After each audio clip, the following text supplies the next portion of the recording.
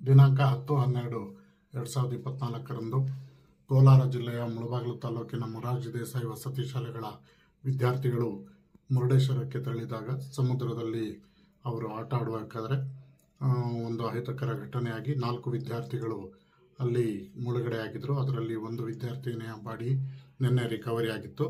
ಇವತ್ತು ಉಳಿದಂಥ 3 ಜನ ವಂದನಾ, ದೀಕ್ಷಾ ಮತ್ತು ಲಾವಣ್ಯ, ಈ 3 ಜನರ ಬಾಡಿ ರಿಕವರಿ ಆಗಿದೆ. ಸೊ ಇದನ್ನು ಈಗಾಗಲೇ ಪೊಲೀಸ್ನವರು ವಶಕ್ಕೆ ಪಡ್ಕೊಂಡು ಎಲ್ಲ ಪ್ರೊಸೀಜರನ್ನು ಮಾಡ್ತಾ ಇದ್ದಾರೆ. ನಾನು ಅಲ್ಲಿನ ಜಿಲ್ಲಾಧಿಕಾರಿ ಮತ್ತು SP ಅವರಿಗೆ ಮಾತನಾಡಿದ್ದೇನೆ. ಆ ಬಾಡಿಗಳನ್ನು ಕರೆತರುವಂಥ ವ್ಯವಸ್ಥೆಯನ್ನು ಈಗಾಗಲೇ ಜಿಲ್ಲಾಡಳಿತ ವತಿಯಿಂದ ಮಾಡ್ತಾ ಇದ್ದೀವಿ. ಹಾಗೆ ಅವರಿಗೆ ಬೇಕಾದಂಥ ಅಂತ್ಯ ಸಂಸ್ಕಾರಕ್ಕೆ ಬೇಕಾದಂಥ ಎಲ್ಲ ವ್ಯವಸ್ಥೆಯನ್ನು ನಮ್ಮ ಜಿಲ್ಲಾಡಳಿತ ವತಿಯಿಂದ ಈಗಾಗಲೇ ಕೈಗೊಳ್ತಾ ಇದ್ದೀವಿ. ಸೊ ಈ ಮಧ್ಯೆ ಮಾನ್ಯ ಮುಖ್ಯಮಂತ್ರಿಗಳು, ಜಿಲ್ಲಾ ಮಂತ್ರಿಗಳು ಈಗಾಗಲೇ ನನಗೆ ಮಾತನಾಡಿ ಅವರಿಗೆ ಬೇಕಾದಂಥ ಪರಿಹಾರವನ್ನು 20 ಲಕ್ಷ ರೂಪಾಯಿಯನ್ನು ನನ್ನ ಅಕೌಂಟ್ಗೆ ಹಾಕಿದ್ದಾರೆ. ತಲಾ 5 ಲಕ್ಷದಂತೆ ಆ ಒಂದು ವಿದ್ಯಾರ್ಥಿಗಳಿಗೆ ಕೊಡಬೇಕಾಗುತ್ತೆ. ಅವರ ಕುಟುಂಬದವರಿಗೆ ನಾಳೆ ಚೆಕ್ಕನ್ನು ಹ್ಯಾಂಡ್ ಓವರ್ ಮಾಡ್ತೇವೆ.